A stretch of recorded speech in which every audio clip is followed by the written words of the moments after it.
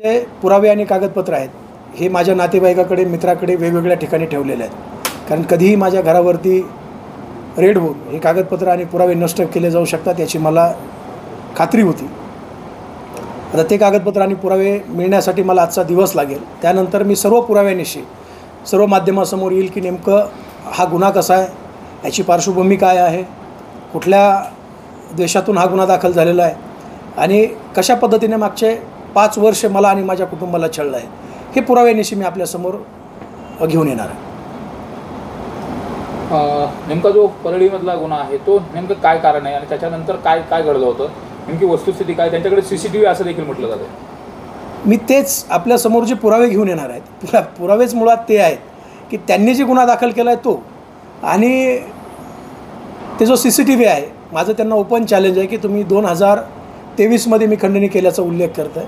2023चा माझा एखादा phone, 2023चा CCTV हा त्यांनी समाज माध्यमाला आणि समाजाला द्यावा. माझं ओपन चॅलेंज आहे त्यांना की हा जो गुन्हा आहे तो गुन्हा केवळ आणि केवळ माझ्यावरती सूड उगवण्यासाठी, मला त्रास देण्यासाठी दाखल केला आहे. ज्या व्यक्तीला 2-2, 4-4 पोलिसांचे बॉडीगार्ड आहेत, जो व्यक्ती दिवसातनं किमान 10 वेळा बीडच्या SP ना कलेक्टरला बोलतो, त्यांना डायरेक्शन देतो, आणि त्या व्यक्तीला मी खंडणी मागावी आणि मी खंडणी मागून त्या व्यक्तीला धमकावं आणि त्यांनी त्या घाबरून मला खंडणी द्यावी, अशा प्रकारची परिस्थिती आहे की नाही हे तुम्हाला सर्व माध्यम प्रतिनिधींना माहिती आहे. राहिला विषय मी त्याच्या अंगावरती गाडी घालून मारण्याचा, तर आता मी प्रेसला येताना मी कुठल्या वाहनातून आलो आहे तुम्ही पाहिलं आहे.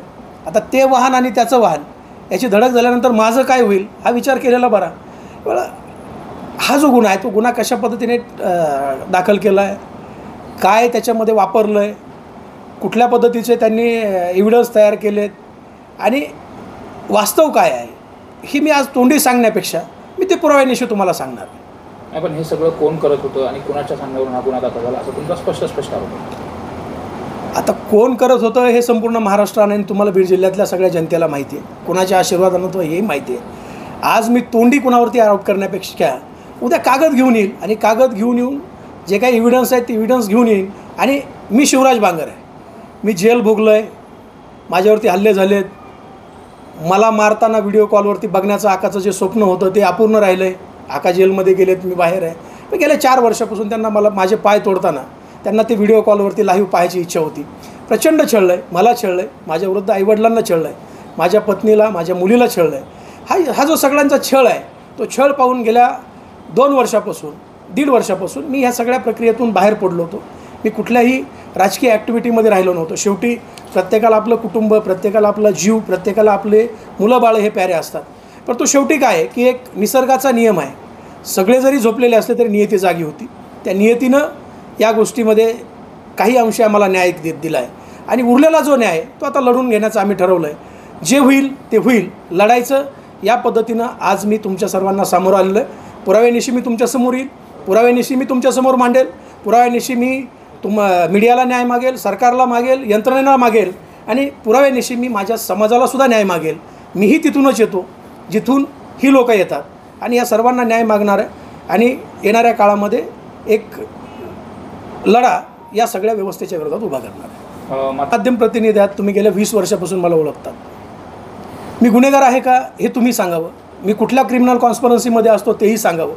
कुणाला चापट मारल्याचा सुद्धा माझ्यावरती गुन्हा नाही आहे. आंदोलनात्मक गुन्हे असतील आणि लोकांचे प्रश्न घेऊन लढताना मी आंबेडकर राईट कार्यकर्ता आहे, मी चळवळीतनं आलेला कार्यकर्ता आहे, आंबेडकरवादी कार्यकर्ता आहे आणि थोडंसं आक्रमकपणे या व्यवस्थेच्या विरोधामध्ये लढत होतो.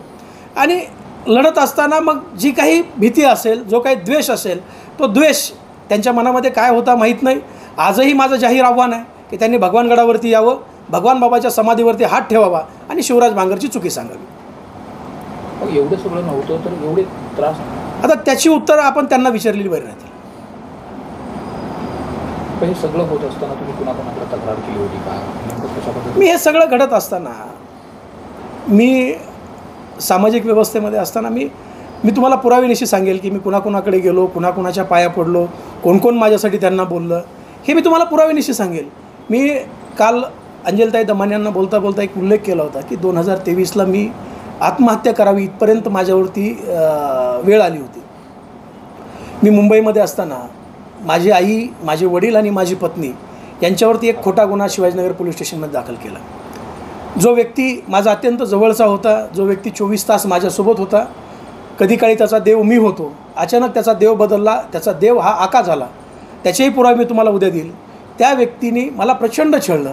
6 महिने मी पोलिसांच्या दारात जात होतो की हा व्यक्ती मला छळतो आहे, मला ब्लॅकमेल करतो आहे, मला पैसे मागतो आहे.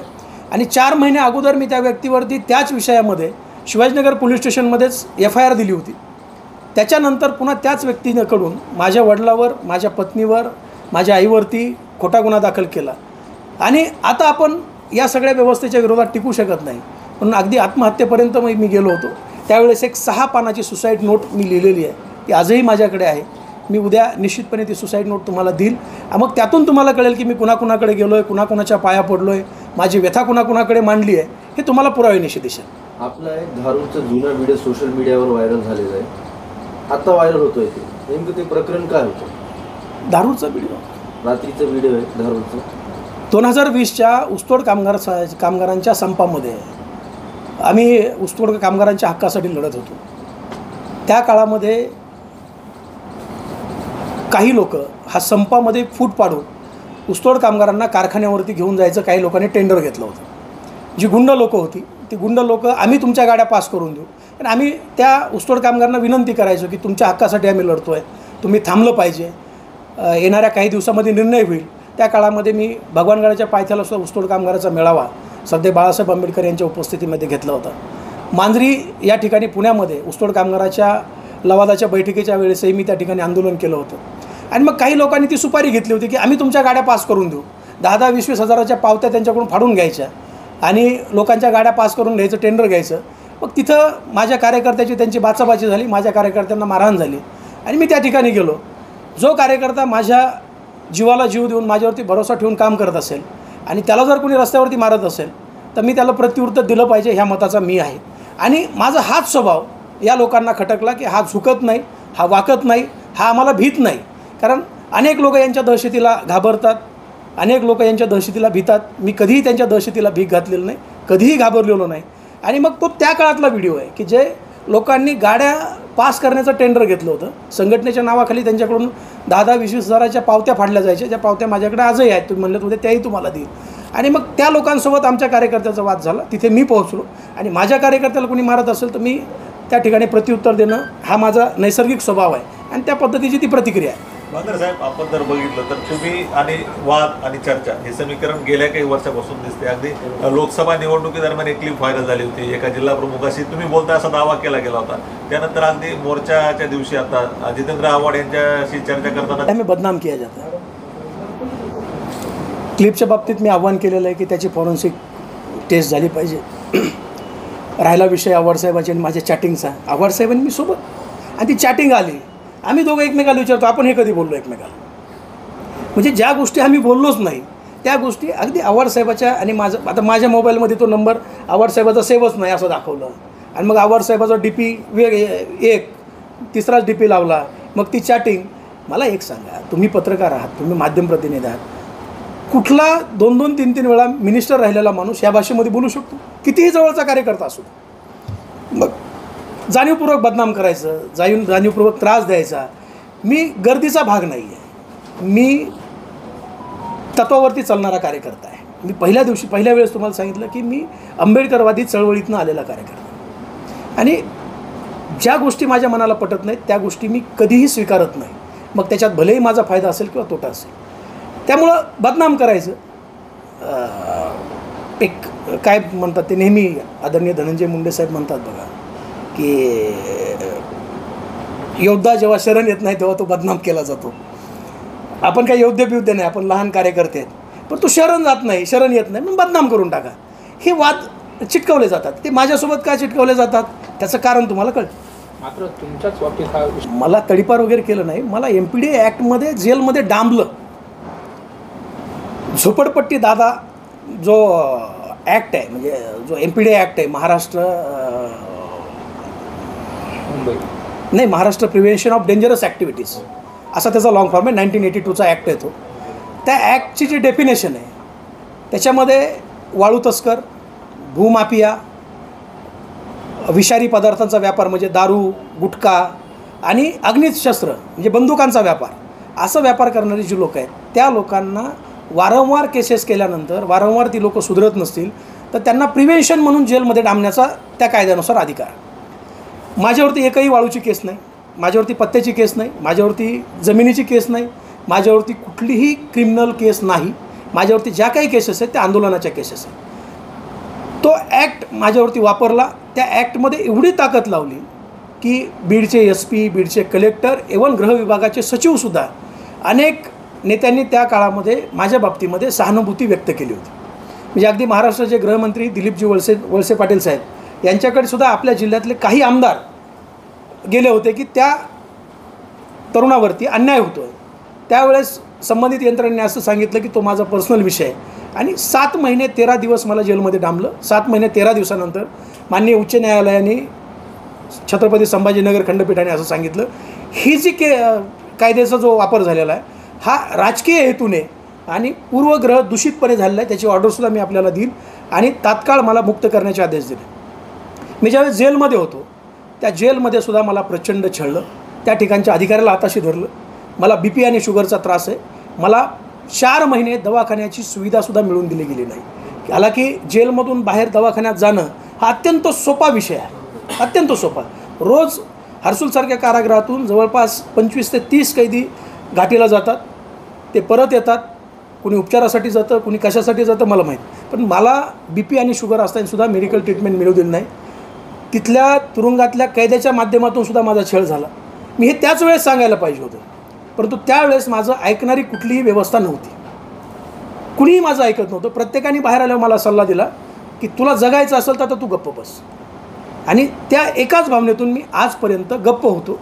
आजही हा जो FIR बाहेर आला आहे तो FIR कुठल्या माध्यमातून आला मला माहीत नाही, कशा पद्धतीने तो पोस्ट झाला हेही मला माहीत नाही. परंतु आता मी जर स्पष्टीकरण नाही दिलं तर लोकांना असं वाटावं की शिवराज बांगर हा सुद्धा गुंड आहे आणि तो गुंड खंडणी वसूल करतो. म्हणजे मी वाल्मिक कराड यांच्याकडून खंडणी घेतली आहे, म्हणजे मी अनेक गोरगरिबाकडून खंडणी घेतली असावी असा कुणाचा गैरसमज होऊ नये म्हणून मी तुमच्यासमोर आलो. यामध्ये पोलीस मी माझ्या जीवाला कधीही घाबरलो नाही. मी माझ्या कुटुंबाच्या सुरक्षेच्या दृष्टिकोनातून मी निश्चितपणे घाबरलो होतो. मला अनेक लोकांनी माझ्या हितचिंतकांनी येऊन सांगितलं की तुला मारण्यासाठी यंत्रणा तुझ्या पाठीमागे आहे, तुझे पाय तोडायचे आहेत, तुझे तोडलेले पाय काही लोकांना व्हिडिओ कॉलद्वारे पाहायचे आहेत. मी कधीही घाबरलो नाही. मी रस्त्यावरतीचा कार्यकर्ता आहे. मी कायम रस्त्यावरती असतो. परंतु शेवटी काय आहे की कुटुंब आहे. जे आईवडील आहेत ज्यांनी आपल्याला जन्म दिला आहे, जी मुलं आहेत ज्यांना आपण जन्म दिला आहे त्यांची सुरक्षा महत्त्वाची वाटते. आणि जेव्हा कुटुंबावर येतं तेव्हा माणूस 4 पावलं पाठीमागे सरकतो. जेव्हा माझ्या पत्नीवरती, माझ्या वडिलावरती, माझ्या आईवरती गुन्हे दाखल झाले, माझ्या मुलीला, माझ्या पत्नीला मोबाईल नंबर बदलण्याची वेळ आली, त्यावेळेस मी असं ठरवलं की आता 2 पावलं आपण मागे सरकलो. तो व्हिडिओ कॉल कुणाला पाहायचा होता? तो व्हिडिओ कॉल कुणाला पाहायचा होता मी तुम्हाला उद्या सर्व पुराव्यानिशी देईन. त्याच संदर्भाच्या ॲडिओ व्हिडिओ माझ्याकडे सर्व आहेत. 2 कोटीची खंडणी होती. आता मी शिकलो आहे शाळेमध्ये 15 लाखापेक्षा 2 कोटी मोठे असतात. मग तुम्ही तर 2 कोटीवाल्यांना 15 लाखची खंडणी मागितली. मी मागितली आणि त्यांनी दिली. मुळात हा विषय हास्यास्पद आहे. 2 कोटी त्यांनी घेतले, त्यांनी मागितले, हा त्यांचा विषय. मोठी माणसं आहे. मी सामान्य पोरगा आहे. मी कशाला कुणाला खंडणी मागणार आहे? मी पुरावे देईल तुम्हाला की काय गुन्हा आहे नेमका. पण हे कोणी दाखल करून घेतला आणि यात